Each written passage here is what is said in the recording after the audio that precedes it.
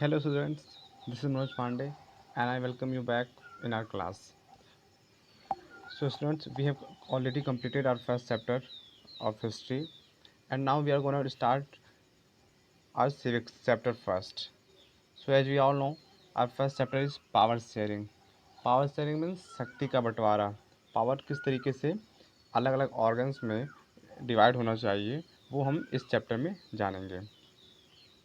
इस चैप्टर को हम लास्ट ईयर में जहाँ पे जिस तरीके से हम लोग छोड़ा था, जिससे डेमोक्रेसी पे हमने ख़त्म किया था, उसी तरीके से आगे हम लोग इस चैप्टर के साथ बढ़ेंगे. और ना सिर्फ इस चैप्टर में पावर शेयरिंग में बल्कि अगले नेक्स्ट 2 चैप्टर में हम लोग इसी पावर शेयर करने के बारे में ही जानेंगे.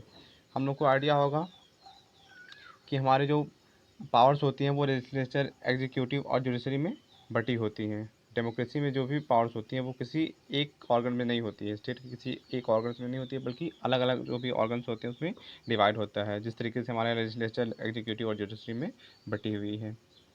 तो यहाँ पर हम एक दो तीन केस स्टडी पढ़ेंगे इस चैप्टर में. और आप लोगों को पता है केस स्टडी क्यों दिया गया एनसीईआरटी में. केस स्टडी के जरिए हम लोग किसी भी चैप्टर को, किसी भी टॉपिक को बहुत ही अच्छे तरीके से रिलेट करके उसको समझ सकते हैं. तो इस चैप्टर में हम लोग बेल्जियम और श्रीलंका के जो 2 कंट्रीज़ हैं, श्रीलंका जैसा आप लोगों को आइडिया होगा एशिया का कंट्री है, बेल्जियम यूरोप का कंट्री है. तो इन 2 कंट्रीज़ के माध्यम से हम लोग जानेंगे कि पावर शेयरिंग क्या होता है, उसकी इंपॉर्टेंस क्या होती है, अगर पावर शेयरिंग ना हो तो क्या लाभ या क्या नुकसान हो सकता है, वो हम लोग इस चैप्टर में जानेंगे. तो without wasting a moment let's start our chapter. सबसे पहले सबसे पहले हम लोग बेल्जियम के बारे में जानेंगे. बेल्जियम के बारे में जानते हैं. देखिए, ये है बेल्जियम. आप अपने स्क्रीन पर देख सकते हैं बेल्जियम कंट्री को. इसके अलावा बेल्जियम के कुछ बेसिक पॉइंट्स जान लेते हैं जो आपके लिए बहुत ज़्यादा इंपॉर्टेंस है जानना. आपके चैप्टर में बेल्जियम और श्रीलंका को कंपेयर किया गया है हमारे एक स्टेट हरियाणा के साथ. हरियाणा का पॉपुलेशन अराउंड 2 करोड़ के अराउंड है. तो उसी के ज़रिए हम कंपेयर किया गया है श्रीलंका को भी और बेल्जियम को भी. अगर हम बेल्जियम कंट्री की बात करें तो आप लोगों को आइडिया होगा बेल्जियम जो है वो यूरोप का कंट्री है, जो कि वेस्टर्न यूरोप के अंतर्गत आता है. और इसके जो बॉर्डर्स हैं वो बॉर्डर शेयर करता है किसके के साथ. वो बॉर्डर शेयर करता है फ्रांस के साथ, नीदरलैंड के साथ, जर्मनी के साथ, लग्जमबर्ग के साथ. तो आपको इन तीनों कंट्रीज़ का नाम, जिसके साथ 3-4 कंट्री के साथ इनके साथ बॉर्डर शेयर करता है, उनका नाम रखना बहुत ज़्यादा इंपॉर्टेंट है. इंपॉर्टेंट इसलिए है क्योंकि इनका डिस्कशन हम लोग बीच में करेंगे. आप देख सकते हैं जिस तरीके से फ्रांस, ये फ्रांस के साथ बॉर्डर शेयर करता है, तो फ्रेंच लैंग्वेज को बोलने वाले लोग आपको बेल्जियम में मिल जाएंगे. इसी तरीके से वो नीदरलैंड के साथ अपने बॉर्डर शेयर करता है. तो आप लोगों को पता है नीदरलैंड के लोग डच लैंग्वेज यूज़ करते हैं, तो वो डच लैंग्वेज को बोलने वाले लोग भी यहाँ पर मिल जाएंगे बेल्जियम में. इसके अलावा जर्मनी के साथ वो बॉर्डर शेयर करता है, तो जर्मन लैंग्वेज को बोलने वाले भी यहाँ पर लोग मिल जाएंगे बेल्जियम में. तो इसलिए आपको इन 3-4 कंट्री, वैसे तो 4 कंट्री आप दिया गया है, तो आपको इन 3 कंट्री का खास करके नाम याद रखना है. France, Netherlands, Germany. आप लोग को याद होना चाहिए कि बेल्जियम किनके साथ बॉर्डर शेयर करता है. बेल्जियम शेयर करता है अपना बॉर्डर फ्रांस, नीदरलैंड और जर्मनी के साथ. अब बात एरिया की कर लेते हैं.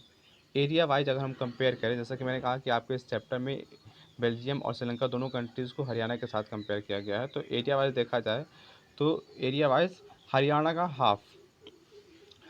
हाफ, जितना बड़ा हरियाणा है, जितना एरिया हरियाणा का है, उसका हाफ एरिया टोटल बेल्जियम का होगा. तो आप समझ सकते हैं कि हमारे एक स्टेट से भी, एक हरियाणा जो कि इंडिया का एक स्टेट है, वो भी बहुत बड़ा स्टेट नहीं है, तो उससे अगर हम देखा जाए तो उससे भी उसका हाफ है बेल्जियम, जो कि एक पूरी कंट्री है. तो हम समझ सकते हैं कि बहुत बड़ी कंट्री नहीं है और उसकी पॉपुलेशन 1 करोड़ से थोड़ी सी ज़्यादा है. 1 करोड़ से थोड़ी सी ज़्यादा है. तो ये तो था बेसिक इन्फॉर्मेशन अबाउट बेल्जियम. अपने चैप्टर में हम आगे बढ़ें इसके पहले हमको समझना ज़रूरी है कि एथनिक ग्रुप क्या होता है. एथनिक वर्ड जो होता है वो होता क्या है. तो अब एथनिक ग्रुप जो होता है वो लोगों का एक ग्रुप होता है, जो लोग अपने आप को क्या करते हैं, एक कॉमन हेरिटेज के जरिए या कॉमन लैंग्वेज के जरिए या कॉमन कल्चर के साथ एक दूसरे से रिलेट करते हैं, जो एक दूसरे को अपना समझते हैं. मतलब एक, चाहे भाषा के जरिए हो, संस्कृत के जरिए हो या रेस के जरिए हो, वो एक दूसरे को क्या करते हैं, एक ग्रुप का समझते हैं, अपने आप को एक ही ग्रुप का मेंबर मानते हैं. एक बात और आपको याद रखना है कि ऐसा नहीं है कि ये लोग एक ग्रुप का मानते हैं तो केवल एक ही कंट्री में होते होंगे. ऐसा भी हो सकता है कि एक ही एथनिक के लोग अलग अलग कंट्री में बिलोंग करने वाले हो, अलग अलग रिलीजियन को भी फॉलो करने वाले हो सकते हैं. तो एथनिक ग्रुप वो होता है. तो ये बात आपको याद रखना है. आगे बढ़ते हैं. आगे बढ़ने से पहले हम लोग अब कुछ बेसिक पॉइंट देख लेते हैं और इसकी जो मैप के ज़रिए हम लोग समझ लेते हैं कि असल में बेल्जियम दिखने में कैसा है और वहाँ के लोग कैसे हैं, और जो भी डिवाइडेशन है पावर्स का वो किस तरीके से शेयर किया गया है, किस एरिया में किस लैंग्वेज को बोलने वाले लोग हैं, किस रिलीजन को फॉलो करने वाले लोग हैं। तो फ्रेंड्स, वहाँ पर लैंग्वेज को लेकर के डिफरेंसेस हैं, लेकिन रिलीजन को लेकर के ज़्यादा डिफरेंसेस नहीं है। वहाँ पर ज़्यादा क्रिश्चियंस लोग ही रहते हैं। तो यहाँ पर आप देख सकते हैं, इस मैप के जरिए आप लोग देख सकते हैं कि जो नदर्न पार्ट है बेल्जियम का, जो नदर्न पार्ट है आप लोग देख सकते हैं येलो कलर में दिखाया गया है, वो है फ्लेमिश रीजन। उसको कहा जाता है फ्लेमिश रीजन। बेल्जियम को बेसिकली दो पार्ट में डिवाइड किया जाता है, एक नदर्न पार्ट जिसको फ्लेमिश रीजन कहा जाता है, इसके अलावा जो वेस्टर्न पार्ट है उसको वॉलोन रीजन कहा जाता है, वैलोन रीजन। तो आपको याद रखना है फ्लेमिश रीजन एंड वैलोन रीजन। अब यहाँ पर बहुत ही इम्पोर्टेंट पॉइंट ये है कि ओवरऑल, अगर ओवरऑल देखा जाए फ्लेमिश रीजन और वैलोन रीजन का, तो टोटल 59% जो लोग हैं वहाँ के रहने वाले बेल्जियम के लोग हैं, 59% वो लोग बोलते हैं डच लैंग्वेज को, वो लोग डच लैंग्वेज को बोलते हैं। Another 40% people live in the Wallonia region and speak French. और जो 40% लोग हैं वो वलानिया रीजन में रहते हैं और वो फ्रेंच लैंग्वेज को बोलते हैं। तो इस तरीके से देख सकते हैं कि फ्लेमिश रीजन में रहने वाले 60% लोग, यानी ओवरऑल कंट्री की बात कर ली जाए तो 59% लोग डच लैंग्वेज को बोलते हैं और फिर 40% लोग फ्रेंच लैंग्वेज को बोलते हैं। 1% जो लोग हैं वो जर्मन बोलते हैं। तो आप लोगों को याद होगा, मैंने चैप्टर के स्टार्टिंग में ये बताया था कि ये बेल्जियम जो है वो 3-4 कंट्री के साथ बॉर्डर शेयर करता है, नीदरलैंड के साथ, फ्रांस के साथ, जर्मनी के साथ और लग्जमबर्ग के साथ। तो नीदरलैंड की लैंग्वेज डच होती है और बेल्जियम में 59% लोग डच लैंग्वेज बोलते हैं। फ्रांस की लैंग्वेज फ्रेंच होती है, नीदरलैंड में 40% लोग फ्रेंच बोलते हैं और 1% लोग जर्मन लैंग्वेज यूज़ करते हैं। तो इस तरीके से ये जो है, इस मैप के जरिए आप लोग यहाँ का एथनिक जो कंपोजिशन है उसको आप समझ सकते हैं इस मैप के जरिए। तो हम लोग समझ गए कि ओवरऑल देखा जाए, कंट्री वाइज देखा जाए, तो बेल्जियम में डचेस जो है वो मेजॉरिटी में है और फ्रेंच जर्मन क्या है, माइनॉरिटी में है। लेकिन लेकिन यहाँ पर भी एक बहुत ही इंटरेस्टिंग पॉइंट आपको याद रखना है, जो कि यहाँ पर प्रॉब्लम का रीज़न बनती है नहीं बनती है, उन लोग चैप्टर में हम लोग आगे जानेंगे। यहाँ पर आप देख सकते हैं ब्रुसल्स को।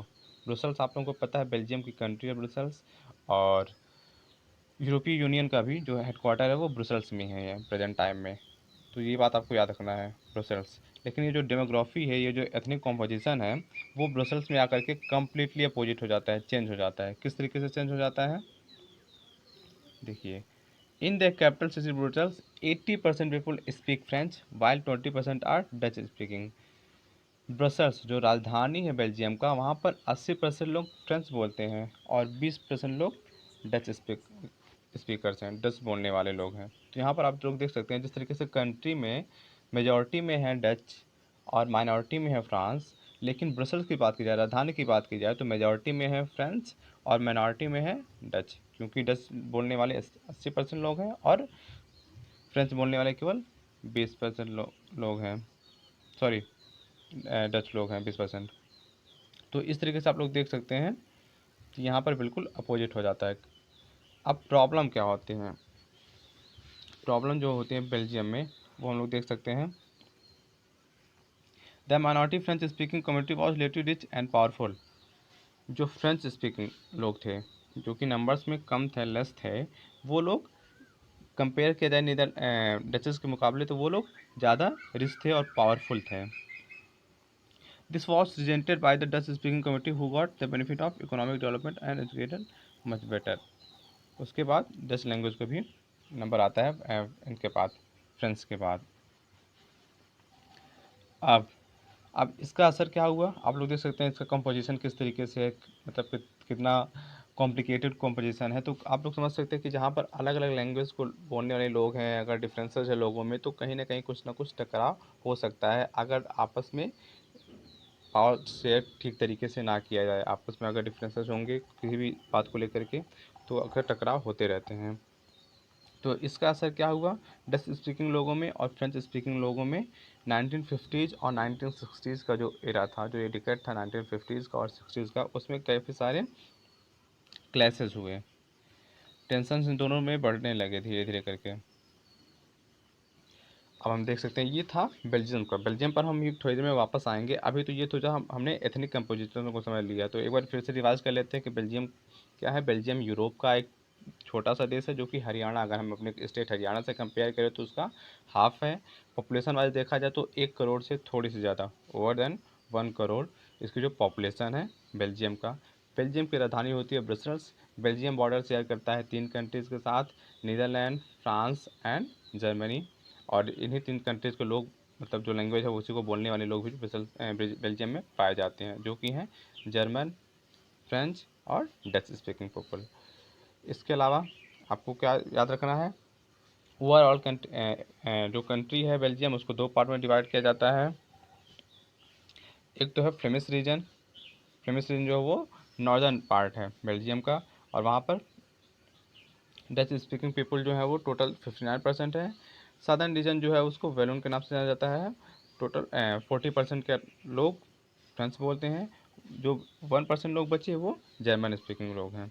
इसके अलावा तो इस तरीके से ओवरऑल देखा जाए तो कंट्री में मेजॉरिटी में है डचेस और माइनॉरिटी में है फ्रेंच। लेकिन बेल्जियम में केस बिल्कुल अपोजिट हो जाता है। बेल्जियम जो कि कैपिटल है, सॉरी ब्रुसेल्स जो कि कैपिटल है बेल्जियम का, वहाँ पर केस बिल्कुल अपोजिट हो जाता है। वहाँ पर माइनॉरिटी में हो जाते हैं डचेस, क्योंकि उनका जो नंबर है उसमें 20% है। और मेजॉरिटी में हो जाते हैं फ्रेंच, क्योंकि वहाँ पर 80% लोग फ्रेंच बोलने वाले होते हैं। तो ये तो रहा बेल्जियम का सीन। अब हम लोग देखते हैं श्रीलंका का क्या हाल है। श्रीलंका के बारे में आप लोग जानते होंगे, श्रीलंका हमारी नेबरिंग कंट्री है, हमारे पड़ोस में ही है। और श्रीलंका हमारे साउथ में है। श्रीलंका अगर देखा जाए तो हमारे तमिलनाडु के साथ बॉर्डर शेयर करती है, नॉट डायरेक्ट बॉर्डर शेयर करती है, लेकिन क्योंकि वहाँ पर बीच में वाटर बॉडी है, तो उस वाटर बॉडी के बाद जैसे कि हमारा लास्ट स्टेट नदर्न स्टेट जो है, सॉरी सदर्न स्टेट जो है तमिलनाडु होता है। उसके बाद आपको पता है पाक स्टेट इंडिया और श्रीलंका को आपस में बांटती है, तो वो आफ्टर दैट पाक स्टेट श्रीलंका है। श्रीलंका जो है वो बेसिकली एक आइलैंड है, जो कि इंडियन ओशन में पड़ता है। बेसिकली एक आइलैंड है, हमारे नेबरिंग कंट्री है, उसके साथ हमारा रिलेशन अप्स एंड डाउन्स वाला रहा है, हमेशा ऊपर नीचे होता रहा है। तो आगे बढ़ते हैं, श्रीलंका को समझ लेते हैं। ये जो आइलैंड है वो तमिलनाडु के सदर्न कोस्ट पर है, हम लोग को पता है। पॉपुलेशन की अगर बात की जाए तो यहाँ की पॉपुलेशन अबाउट 2 करोड़, यानी 2 करोड़ के लगभग है। इसके अलावा like other nation in the south Asia, Sri Lanka has a diverse population. South Asia के ज़्यादातर नेशन से श्रीलंका का भी जो पॉपुलेशन है वो बहुत ही डाइवर्स है, बहुत ही भिन्नताओं वाला है। काफ़ी अलग अलग रेसेस के लोग, अलग अलग लैंग्वेज बोलने वाले लोग, अलग अलग रिलीजन को फॉलो करने वाले लोग वहाँ पाए जाते हैं श्रीलंका में। अब समझ लेते हैं श्रीलंका के एथनिक कंपोजिशन को। जिस तरीके से हमने वहाँ के बेल्जियम के एथनिक कंपोजिशन को समझा, अब हम लोग श्रीलंका के एथनिक कंपोजिशन को समझ लेते हैं। लेकिन यहाँ के एथनिक कंपोजिशन को समझने से पहले हम एक बार अपनी बुक में मैप देख लेते हैं श्रीलंका का और बेल्जियम का भी। बेल्जियम का तो खैर मैंने अपने स्लाइड के माध्यम से भी दिखाया, वहाँ का मैप देख लेते हैं। श्रीलंका का मैप देख लेते हैं किस तरीके से वहाँ के जो पॉपुलेशंस है, जो भी एथनिक ग्रुप्स हैं, कम्युनिटीज़ हैं, उसको किस तरीके से श्रीलंका में किस जगह पे कौन सी ग्रुप के लोग पाए जाते हैं। तो उसको समझना बहुत ज़्यादा ज़रूरी है, ताकि हम अपने इस चैप्टर को अच्छे तरीके से समझ सकें।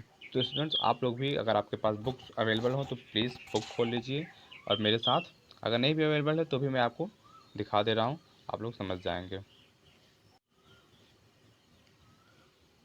सो स्टूडेंट्स, आप लोग अपने स्क्रीन पर देख सकते हैं,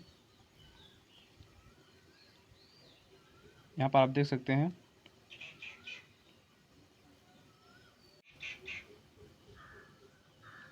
so students, you can see. सबसे पहले हम लोग एक बार फिर से ब्रसल्स का मैप देख लेते हैं। ब्रसल्स के मैप के आप देख सकते हैं, मैं आपको एक शो कर रहा हूँ ई पाठशाला एप्लीकेशन के जरिए। आपके पास अगर बुक्स अवेलेबल ना हो तो आप लोग भी ई पाठशाला एप्लीकेशन के जरिए अपने हर एक सब्जेक्ट का बुक आप देख सकते हैं, यहाँ से डाउनलोड करके पढ़ सकते हैं हर एक चैप्टर को यहाँ पर आसानी से, सॉरी। तो देखते हैं एक बार बेल्जियम के एक बार रीजन को फिर से देखते हैं, हमने देखा है लेकिन एक बार फिर से एक बार देख लेते हैं। यहाँ पर जो येलो वाला पार्ट है वो नदर्न पार्ट है बेल्जियम का, और वहाँ पर इस पार्ट को कहा जाता है फ्लेमिश रीजन, और यहाँ पर डच स्पीकर 59% है। और जो सदर्न पार्ट है जो रेड वाला आप देख सकते हैं वो कहा जाता है वैलोन रीजन, वहाँ पर फ्रेंच स्पीकर 40% है। जो आप लोग सबसे कॉर्नर में देख सकते हैं जो जो एरिया पिंक कलर में और उस पर ब्लू कलर की लाइनिंग दिखाई गई है वो एरिया कहलाता है, वहाँ पर जर्मन स्पीकर लोग रहते हैं जो कि 1% है। और बीच में येलो वाले पार्ट में आप लोग देख सकते हैं बीच में जो छोटा सा पार्ट दिखाया गया है जो शो किया गया है ऑरेंज कलर में वो है बेल्जियम। यहाँ का जो यहाँ का जो कैपिटल है ब्रुसेल्स, तो आप लोग यहाँ देख सकते हैं। So we are talking about Sri Lanka, so let's see the map of Sri Lanka. So here is Sri Lanka. Sri Lanka का आप देख सकते हैं नदर्न पॉइंट जिसको शो किया गया है, ऑरेंज कलर में, वो क्या है, वो तमिल स्पीकर्स हैं, ठीक है, वो तमिल्स हैं, तमिल्स का एरिया है। इसके अलावा बीच में भी जो आप लोग देख सकते हैं डार्क ब्राउन कलर में जो देख सकते हैं वो भी क्या है, तमिल स्पीकर्स ही हैं, ठीक है। लेकिन वहाँ पे तमिल को भी दो कैटेगरी में डिवाइड किया गया है। एक तो जो वहाँ के जो श्रीलंकन तमिल से जो जिनका जन्म ही वहाँ पर हुआ है, जिनके जो पेरेंट्स थे फोर फादर्स थे वो श्रीलंका से बिलोंग करते थे, तो वो श्रीलंकन तमिल कहे जाते थे। इंडियन तमिल वो थे जो लोग इंडिया से जा करके वहाँ पर बस गए थे, तो वो इंडियन तमिल कहे जाते थे। तो इस तरीके से आप देख सकते हैं जो कि कंट्री के जो सदर्न पार्ट में या फिर बीच वाले पार्ट में मिडल पार्ट में है वो क्या है, वो भी तमिल है लेकिन वो इंडियन तमिल है। लेकिन जो नदर्न पार्ट है और जो ईस्टर्न पार्ट है देख सकते हैं, नदर्न पार्ट से लेकर के ईस्टर्न, यहाँ तक ईस्टर्न में भी देख सकते हैं, वो सब कौन से किस कंट्री के लोग रहते हैं वहाँ पर, वहाँ पर रहते हैं ये हमारी तमिल कम्युनिटी के लोग रहते हैं। और बाकी जो एलोइस रीजन है आप लोग देख सकते हैं, जो एलोइस रीजन है वो सिंघली कम्युनिटी के लोग रहते हैं। इसके अलावा आप लोग देख सकते हैं बीच बीच में कुछ प्लेसेस पर कुछ पार्ट में आप लोग देख सकते हैं जो सर्कल्स बने हुए हैं, वो लोग रहते हैं, वो मुस्लिम्स हैं। तो इस तरीके से वहाँ पर आप लोग देख सकते हैं कि श्रीलंका में वैसे तो मुस्लिम्स, क्रिश्चियंस, तमिल्स, सिंहलीस ये सारे कम्युनिटीज़ को लोग पाए जाते हैं, लेकिन वहाँ पर बेसिकली मुख्य रूप से दो कम्युनिटीज़ हैं जो पाई जाती हैं। एक तो सिंहलास जो कि वहाँ पे मेजॉरिटी में है, और देख सकते हैं तमिल्स जो कि वहाँ पे माइनॉरिटी में है। अब हम लोग बात करते हैं इस चैप्टर में आगे क्या होता है। तो हम लोग देख सकते हैं, हमने देखा अभी श्रीलंका के मैप को और समझा कि श्रीलंका में किस तरीके से वहाँ की जो एथनिक कंपोजिशन है किस तरीके से हुई है। अब आगे बढ़ते हैं, समझते हैं।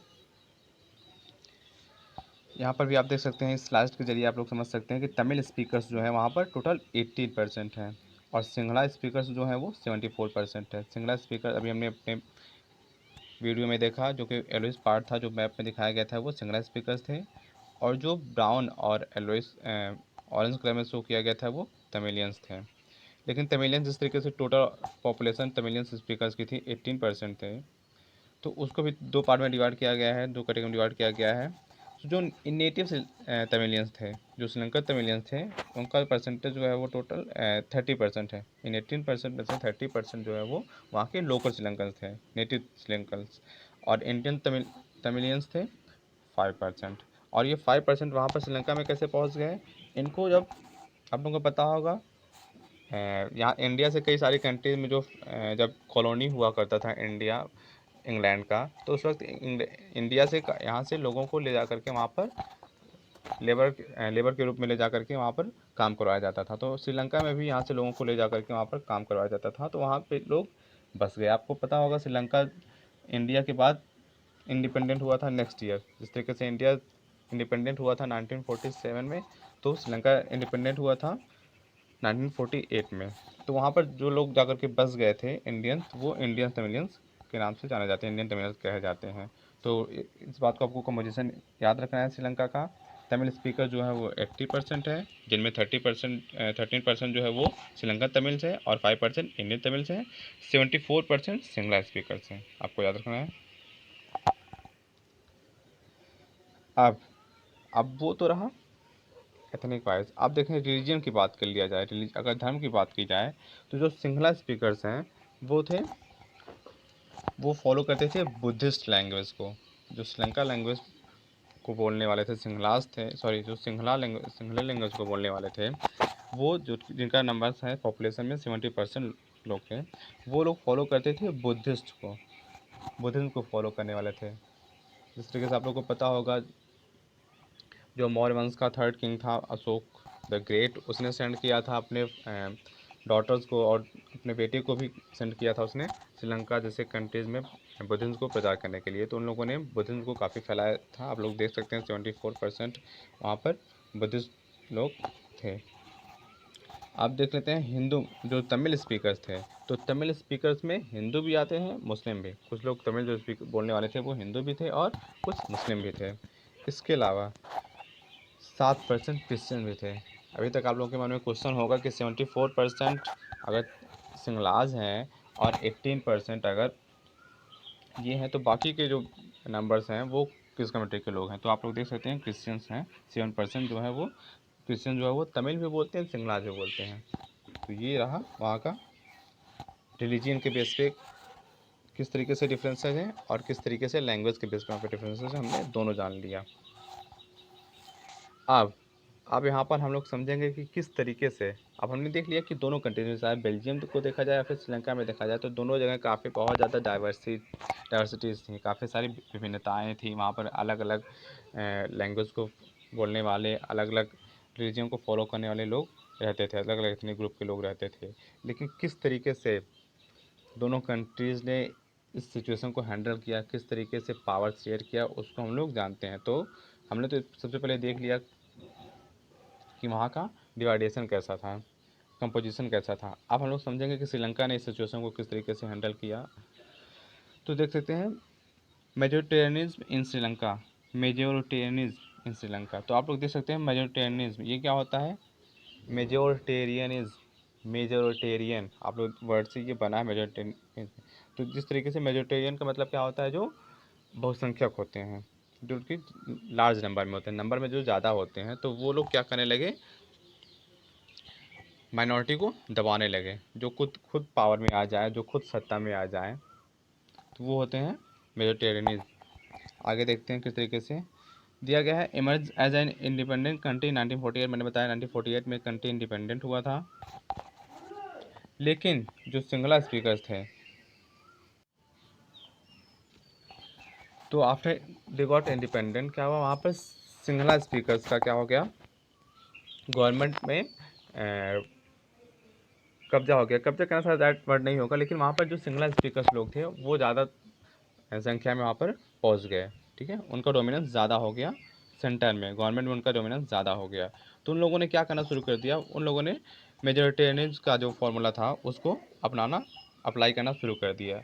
यानी उनका मानना ये था क्योंकि मेजोरिटी में हम हैं तो हमारा ही रूल चलना चाहिए। माइनॉरिटी को बिल्कुल, यानी तमिलियंस को बिल्कुल इग्नोर कर दे रहे थे, उनको कोई भी राइट्स नहीं दिए जा रहे थे और ऐसे ऐसे डिसीजन लिए गए जो कि मेजोरिटेरियन को बढ़ाने वाला काम कर रहे थे। तो आप लोग देख सकते हैं क्या क्या उन लोगों ने डिसीजन लिया, इसको देखते हैं हम लोग। अब यहाँ पर एक परिभाषा भी दिया गया है मेजोरिटेरियनिज्म का। यहाँ पर बताया गया कि एक ये क्या है, ये एक बिलीफ है, एक ऐसा बिलीफ है कि जो बताता है कि जो मेजोरिटी कम्युनिटी है वो क्या होना चाहिए, उन्हीं का रूल होना चाहिए कंट्री में, जैसा कि मैंने बताया। और माइनॉरिटी को जो भी उनके विशेष हैं, जो भी ज़रूरतें हैं, उसको बिल्कुल डिसरिगार्ड कर दिया जाए, बिल्कुल इग्नोर कर दिया जाए, तो उसको कहते हैं मेजोरिटेरियनिज्म। अब आते हैं किस तरीके से वहाँ पर गवर्नमेंट फॉर्म हुआ था। सिंहलाज जो कि जिनका डोमिनियंस था वहाँ पर, किस तरीके से उन्होंने वहाँ पर रूल किया, किस क्या क्या चेंजेज हुए वो हम लोग देखते हैं।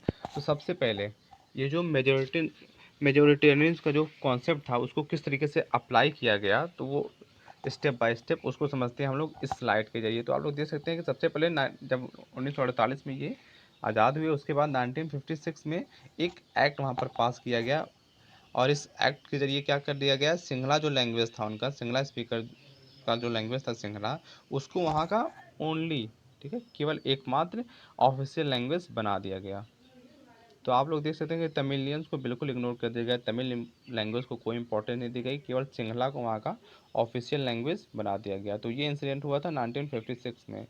इसके बाद क्या किया गया, सिंगलाज को सबसे पहले तो एजुकेशन में प्रायोरिटी दी गई। इसके बाद एजुकेशन मिलने के बाद जॉब्स में भी सिंगलाज को प्रायोरिटी दी गई। तमिलियंस को यहाँ पर भी उनके साथ डिस्क्रिमिनेशन किया गया, उनके साथ भेदभाव किया गया, उनको कोई फेवर नहीं दिया गया। उन फेवर किनको दिया गया? जो कि ऑलरेडी मेजोरिटी में थे सिंगलाज, उनको सबसे पहले एजुकेशन के फील्ड में फेवर किया गया, उसके बाद जॉब के फील्ड में भी उनको फेवर किया गया। इसके अलावा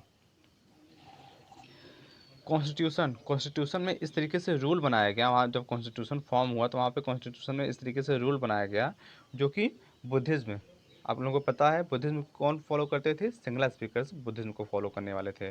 तो बुद्धिज़्म को क्या किया गया? उनको प्रोटेक्शन दिया गया, उसको बढ़ावा दिया गया कॉन्स्टिट्यूशन के ज़रिए। और वहाँ पर भी तमिलियंस को क्या किया गया? इग्नोर किया गया। और अगर हम लोग इंडियन कॉन्स्टिट्यूशन की बात करें, क्योंकि यहाँ पे कॉन्स्टिट्यूशन की बात हो रही है, तो इंडिया में क्या है? इंडिया क्या है? यहाँ पर स्टेट का कोई भी अपना रिलीजियन नहीं है, ठीक है, हम लोग धर्मनिरपेक्ष हैं। तो यहाँ पर किसी भी सारे जो भी जिस भी बिलीफ को मानने वाले, जिस भी फेथ को मानने वाले, रिलीजन को मानने वाला है, सबको यहाँ पर प्रोटेक्शन मिलता है, लेकिन स्टेट का अपना कोई रिलीजन नहीं होता है। लेकिन श्रीलंका में क्या हुआ? श्रीलंका में बुद्धिस्ट को फेवर किया जाने लगा, बुद्धिस्ट को कॉन्स्टिट्यूशन में वो एक पहचान दी गई। तो ये सारे जो स्टेप लिए गए थे श्रीलंकन गवर्नमेंट के द्वारा, आप लोगों को पता है श्रीलंका गवर्नमेंट में मेजोरिटी में कौन थे? मेजोरिटी में यही लोग थे, सिंगला। तो जो सिंगला के द्वारा जो डिसीजन लिया गया था वो कहीं ना कहीं क्या करने लगा? श्रीलंकन जो तमिल थे उनके मन में एक डर पैदा करने लगा, एक सेंस ऑफ कर सकते हैं, एंग्रीनेस कर सकते हैं, मतलब इस तरीके से एंग्री वो लोग हो गए, कहने के अपने आप को बिल्कुल अलग थलग महसूस करने लगे। अपने कंट्री में वो लोग अपने आप को एक अलग मतलब महसूस करने लगे, बिल्कुल लोनली फील करने लगे, कह सकते हैं, कटा कटा बिल्कुल रहने लगे। तो इसका असर क्या हुआ? जैसे कि मैंने अपने लास्ट चैप्टर में बताया था कि अगर आप किसी भी कम्युनिटी को, किसी को भी अगर आप प्रेशराइज करते हैं, फोर्स करते हैं किसी काम के लिए या फिर किसी भी चीज़ के लिए, तो वो एक लिमिट तक हो सकता है। एक लिमिट के बाद हर चीज़ की एक लिमिट होती है, तो एक लिमिट के बाद वो कहीं ना कहीं आपका अपोज करना स्टार्ट कर ही देगा। तो इसी तरीके से श्रीलंका में भी हुआ। श्रीलंका में क्या हुआ? तमिलियंस क्या करने लगे? अपना पार्टी सेट करना, छोटे छोटे क्या करने लगे? वो अपना एक ग्रुप फॉर्म करने लगे, एक पॉलिटिकल ग्रुप कर सकते हैं या फिर सोशल ग्रुप कर सकते हैं। वो लोग अपना अपना एक ग्रुप फॉर्म करने लगे, क्या करने के लिए? अपने राइट्स की डिमांड करने के लिए। तो उन लोगों ने क्या किया? डिमांड किया कि हमको भी क्या किया जाए? जॉब्स में, एजुकेशन में, लैंग्वेज में, यानी कंट्री में हमको भी देखा जाए, हमारे भी जो राइट्स हैं उनको फुलफ़िल किया जाए। लेकिन सिंगला जो मेजॉरिटी में थे, जो गवर्नमेंट में थे, उन लोगों ने क्या किया? इनकी डिमांड्स को, तमिलियंस की डिमांड को पूरी तरीके से रिजेक्ट कर दिया, डिनाई कर दिया। उनको कोई भी राइट नहीं दिया गया, ना एजुकेशन में ना जॉब के फील्ड में। अब इसका क्या हुआ? दोनों के बीच में कॉन्फ्लिक्ट शुरू हो गए, दोनों के बीच में कॉन्फ्लिक्ट धीरे धीरे शुरू हो गए। क्या हुआ? धीरे धीरे ये कॉन्फ्लिक्ट, स्टार्टिंग में थोड़ा बहुत कॉन्फ्लिक्ट हुआ, फिर धीरे धीरे वहाँ पर क्या हो गया? सिविल वॉर का रूप ले लिया। ये जो कॉन्फ्लिक्ट था वो सिविल वॉर का रूप ले लिया। और ये सिविल वॉर इतना जल्दी एंड नहीं हुआ, ये सिविल वॉर कई सालों तक, कई डेकेड तक चलता रहा। ये एंड हुआ था 2009 में, 2009 में जाकर के सिविल वॉर ख़त्म हुआ था। और इसका असर क्या हुआ? सिविल वॉर होगा कहीं पे भी तो आप लोगों को पता है दंगे होंगे, प्रॉपर्टीज़ को नुकसान होगी, गवर्नमेंट ठीक तरीके से वर्क नहीं कर पाएगी, लोगों की डेथ तो होगी होगी। तो आप लोगों को पता है कि कोई भी कंट्रीज अगर उसको ग्रोथ करना है, किसी कंट्री को अगर ग्रो करना है, डेवलप होना है, तो उसको वहाँ पर पीसफुल माहौल होना चाहिए किसी भी कंट्री में। लेकिन यहाँ पर क्या होता है? श्रीलंका में बिल्कुल अपोजिट होता है। वहाँ पर सिविल वॉर स्टार्ट हो जाता है तो कितनी सारी जो चीज़ें आगे बढ़नी चाहिए थी वो बिल्कुल पीछे चली जाती हैं। कई सारे लोग मारे जाते हैं, 1000 के अराउंड लोग मारे जाते हैं, उससे ज़्यादा ही मारे जाते होंगे। कई सारे लोगों को अपना घर, ठीक है, जो होम था वो छोड़ करके रिफ्यूजी के रूप में कहीं और जा कर के रहना पड़ा। जो रोज़गार था वो भी बिल्कुल उनसे छीन गया। तो कई सारे प्रॉब्लम्स, कहीं भी अगर सिविल वॉर होता है, किसी भी कंट्री में होता है, तो कई सारे प्रॉब्लम्स को फेस करना पड़ता है। आप लोगों को, मैं हमेशा अपने स्टूडेंट को कहता हूँ कि आप लोगों को न्यूज़पेपर जरूर पढ़ना चाहिए। इससे हमें पता चलता है कि वर्ल्ड वाइड क्या हो रहा है, हमारे आसपास के कंट्रीज़ में क्या हो रहा है, कहाँ पे पीसफुल माहौल है, कहाँ पे सिविल वॉर हो रहा है। तो कहीं ना कहीं हमको आइडिया मिल जाता है अपने बुक्स का भी। तो इस तरीके से आपको पढ़ना जरूर चाहिए। आगे, हाँ, तो ये जो सिविल वॉर था उसने क्या किया, कहीं ना कहीं पीछे ढकेल दिया, जैसे कि मैंने बताया पीछे ढकेल दिया कंट्री को, सोशली भी, कल्चरली भी, इकोनॉमिकली तो ढकेला ही ढकेला, तो इस तरीके से उसने कई साल पीछे ढकेल दिया।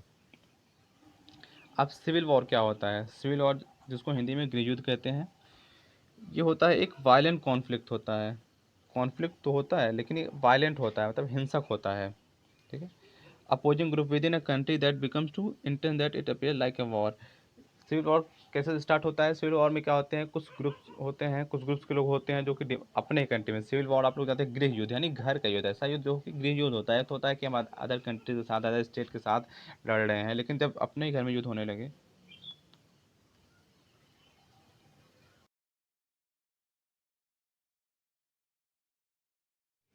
एक वॉर होता है जब हम लोग अदर कंट्री के साथ वॉर करते हैं, जिस तरीके से 1962 में इंडिया का वॉर हुआ था चाइना के साथ, फिर 1965 में हुआ था पाकिस्तान के साथ, 1971 में भी हुआ था पाकिस्तान के साथ, कारगिल वॉर हुआ था पाकिस्तान के साथ, तो वो हुआ था अदर कंट्री के साथ, ठीक है, दूसरे देशों के साथ। लेकिन सिविल वॉर क्या होता है, जब वॉर अपने ही कंट्री में अपने ही लोग एक दूसरे के खिलाफ शुरू कर देते हैं, दो ग्रुप के बीच होने लगता है, या फिर एक ग्रुप का गवर्नमेंट के अगेंस्ट वॉर होने लगता है, तो उसको कहते हैं सिविल वॉर। तो यहाँ पर क्या कहते हैं, एक ग्रुप के लोग जो होते हैं वो बिल्कुल वायलेंट हो जाते हैं गवर्नमेंट के खिलाफ अपनी डिमांड को पूरी करवाने के लिए, तो उसको कहा जाता है सिविल वॉर, ठीक है। तो ये तो केस रहा, सिनेरियो था श्रीलंका का।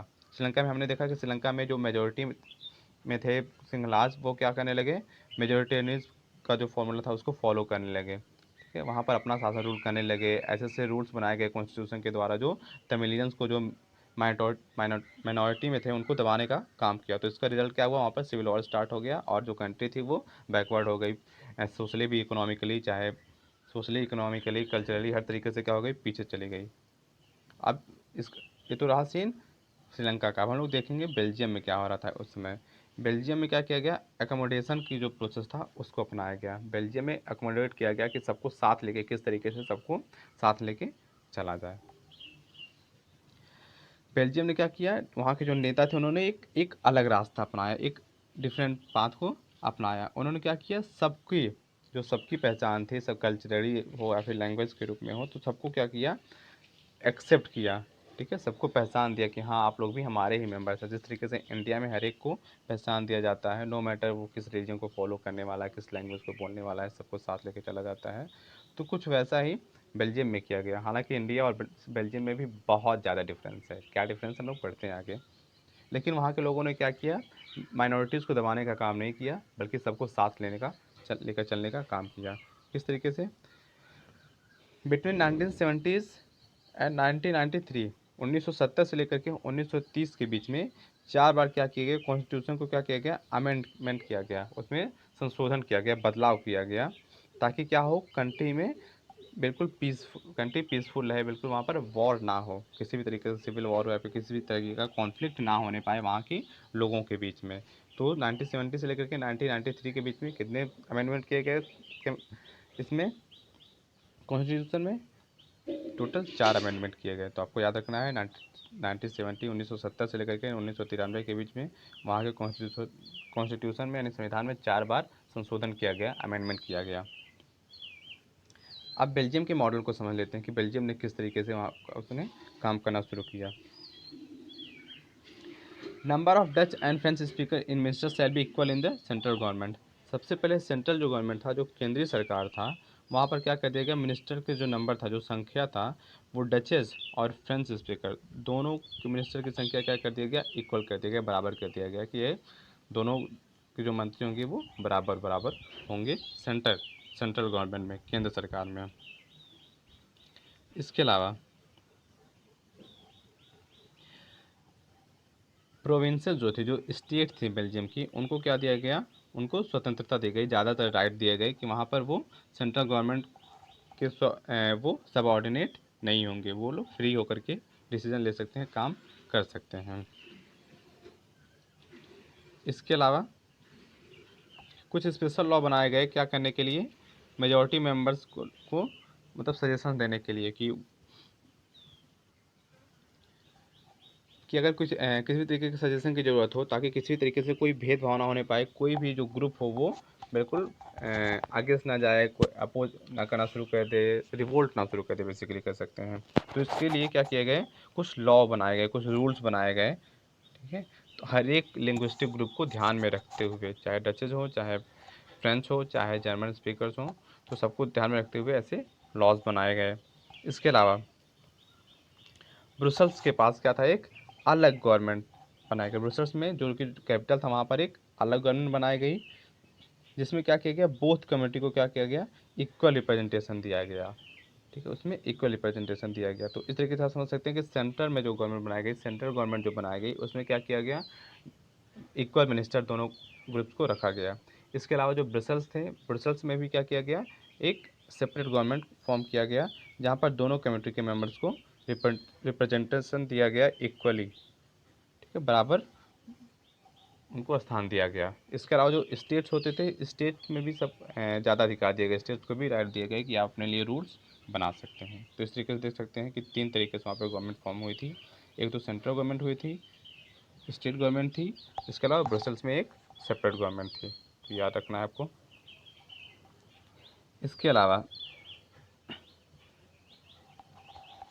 Apart from the central and the state government there is also community government. वहाँ पर एक कम्युनिटी गवर्नमेंट भी थी, elected by people belonging to one language community. तो ये कम्युनिटी गवर्नमेंट क्या होती थी, ये इलेक्टेड बाय पीपल, ये लोगों के द्वारा इलेक्ट होती थी जो कि एक लैंग्वेज को बोलने वाले होते थे। तो Dutch, French and German speaker no matter where they live, ठीक है। तो डच बोलने वाले और फ्रेंच बोलने वाले और जर्मन बोलने वाले लोगों की क्या होती थी, एक गवर्नमेंट होती थी। ये गवर्नमेंट क्या होती थी, एक तरीके से कर सकते हैं एक ग्रुप्स होता था, ठीक है। जो अगर किसी भी तरीके से कोई भी क्लासेस होते थे, कुछ भी डिमांड होती थी इन लैंग्वेज को बोलने वाले ग्रुप्स लोगों की, तो वो जा कर के वो गवर्नमेंट तक वो बात पहुंचाते थे। तो आप लोग देख सकते हैं कि कितनी सारी कोशिशें की गई थी बेल्जियम के द्वारा कि उनके बीच में कॉन्फ्लिक्ट ना हो, किसी भी तरीके का कॉन्फ्लिक्ट ना हो, कोई भी किसी भी लैंग्वेज को बोलने वाला, रीजन को फॉलो करने वाला इंसान है वो वहाँ पर नाखुश ना।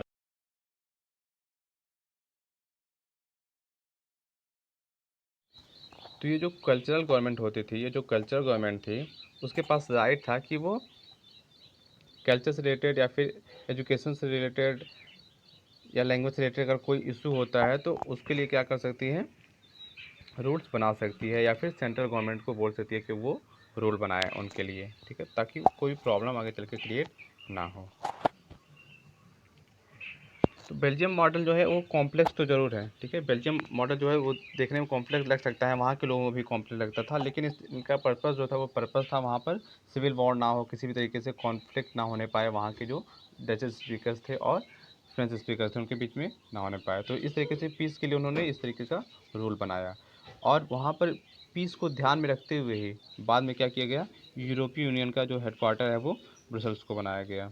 तो आप लोग देख सकते हैं 2 एग्जाम्पल के जरिए बताया गया है, इन दोनों एग्जाम्पल के जरिए बताया गया कि किस तरीके से श्रीलंका ने अपने यहाँ की कम्युनिटीज़ को किस तरीके से इम्पोर्टेंस दी, किस तरीके से उसको लेकर के साथ में चले और वहाँ क्या असर हुआ, और बेल्जियम में किस तरीके से वहाँ की गवर्नमेंट किस तरीके से फॉर्म हुई, और किस तरीके से हर एक कम्युनिटी को प्रॉपर रिप्रेजेंटेशन मिला वहाँ के गवर्नमेंट में, किस तरीके से पावर शेयर की गई अलग अलग ग्रुप में। तो आप लोग देख सकते हैं।